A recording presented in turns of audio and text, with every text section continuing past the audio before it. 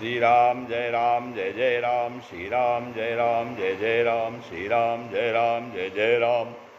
नारायण समारंभां शंकराचार्य मध्यमाम् अस्मदाचार्य पर्यन्तां वन्दे गुरु परंपरां।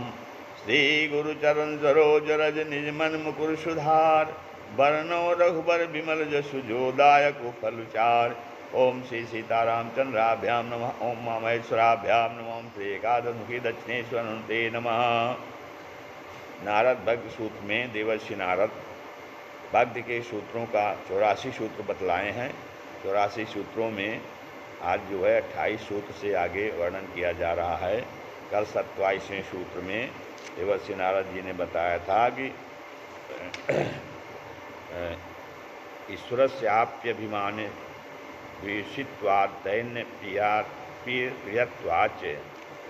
आज वो बता रहे हैं तस्या ज्ञान में वो साधन मित्येके, तस्या ज्ञान में वो साधन मित्येके कहते हैं कि तस्या माने उस भक्ति का साधनम, साधन ज्ञान एवं ज्ञान ही है।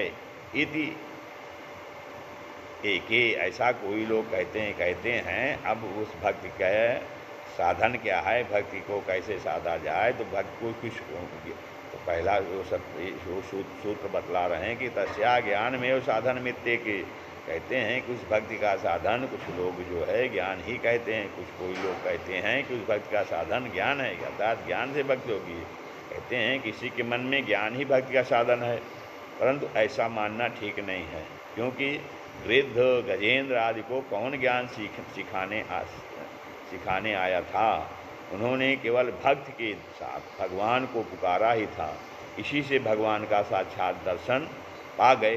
भगवान ने कहा भी है केवलेन ही भावेन गोप्यो गावा खगा मृगाः ये अन्यम मूढ़धियो नागा सिद्धा मामी पुरंजसा। तो भगवान कहते हैं कि केवल जो है ज्ञान से ही नहीं, भक्ति केवल किसी के मन में ज्ञान ही भक्ति का साधन, ऐसा नहीं है। अब आगे अगला सूत्र बताते हैं अन्योन्यासयत्व मित्यन्ये। अन्योन्यासयत्व माने परस्पराश्रयपना है, ऐसा अन्य दूसरे लोग कहते हैं। अब इसमें अगला सूत्र बताते हैं देवर्षि नारद जी। कुछ लोग कहते हैं कि ज्ञान और भक्ति परस्पर एक दूसरे के आश्रित हैं, आश्रयपना है, ऐसा कुछ लोग ऐसा कहते हैं दूसरे लोग। तो दूसरे कोई कहते हैं कि ज्ञान भक्ति के आश्रय और भक्ति ज्ञान के आश्रय हैं। तो ये कहना भी ठीक नहीं है, क्योंकि भक्ति का उदय हो जाने पर ज्ञान तत्व की जिज्ञासा का उदय ही नहीं होता है। अगला सूत्र बताते हैं स्वयं फल रूपतेति ब्रह्म कुमाराः। स्वयं आप फल रूपता, फल रूपना, ऐसा ब्रह्म कुमार कहते हैं। ऐसा ब्रह्म कुमार क्या कहते हैं, सनत कुमारादि और नारद जी का मत है कि भक्ति स्वयं ही फल है और स्वयं ही उस फल का साधन है। नित्य सिद्ध भगवान के प्रेम रूप भक्ति का कोई साधन है ही नहीं।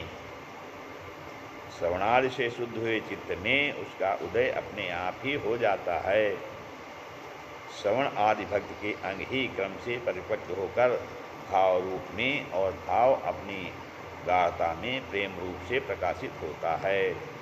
अगला सूत्र बताते हैं राजगृह भोजनादिषु तथैव दृष्टत्वात्। राजगृह भोजनादिषु राजद्वार और भोजन आदि में तथैव माने वैसा ही दृष्टत्वात् देखा है। इस कारण आगे इसकी व्याख्या बताते हैं कि राजद्वार, राज दरबार और भोजनादि में ऐसा ही देखा है, जिनको इस अगले सूत्र में उदाहरण देके फिर बतलाते हैं। न तेन राजो परितोषः सुधा शांतिर्वा। कहते हैं तेन माने ज्ञान से राज परितोषा, राजा की प्रसन्नता अथवा सुधा शांति, सुधा की शांति नहीं होती। माने ज्ञान से तो राजा की प्रसन्नता होती है, ना तो सुधा की शांति होती है। कहते हैं भक्ति ज्ञान का फल रूप नहीं है। इस बात को दृष्टांत देकर सिद्ध करते हैं कि मान लो तुमने जान लिया कि राजा धनवान, सौम्य, दयालु, धर्मात्मा और प्रजा को प्रसन्न रखने वाला है, तो क्या तुम्हारे इतना जान लेने मात्र से राजा संतुष्ट हो जाएगा? अर्थात तुमको राजज्ञान हो जाने से राजा की तृप्ति हो सकती है तथा घी शर्करा आदि से मिष्ठान बनता है। तृप्ति नहीं तो राजा संतुष्ट हो जाएगा, अर्थात तुमको राजज्ञान हो जाने से राजा की तृप्ति नहीं हो सकती तथा घी शर्करा आदि से मिष्ठान बनता है। इस बात को केवल जान लेने से क्या तुम्हारी भूख दूर हो जाएगी? कदापि नहीं होगी।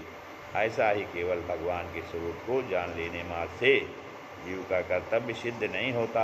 इसी से अगले सूत्र में फिर कहते हैं कि तस्मात् सयोग्राह्या मुमुक्षुभिः, तस्मात् माने उससे, मुमुक्षुभिः माने मुमुक्षुओं द्वारा, एवं वही ग्राह्या ग्रहण करने योग्य है। इस कारण सकल प्रकार की उपाधियों से मुक्ति चाहने वालों को इस भक्ति का ही आश्रय लेना चाहिए। तात्पर्य यह है कि सूत्रकार ने अनेकों प्रकार का विचार करके सिद्धांत किया है कि कर्म, योग और ज्ञान मुक्ति के साधन हैं, तो भी उनमें अनेकों विघ्न संभव है। मुक्ति पाने के लिए, भगवान का दर्शन करने के लिए भक्ति ही निर्मल मार्ग है। इसी से जीवों के ऊपर करुणा करके उन्होंने भक्ति साधन में प्रवृत्ति दी है।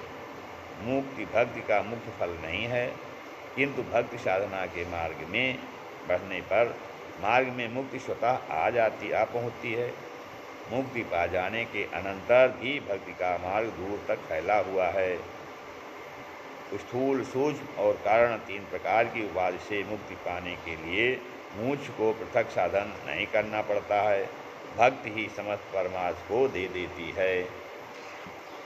श्री राम जय राम जय जय राम, श्री राम जय राम जय जय राम, श्री राम जय राम जय जय।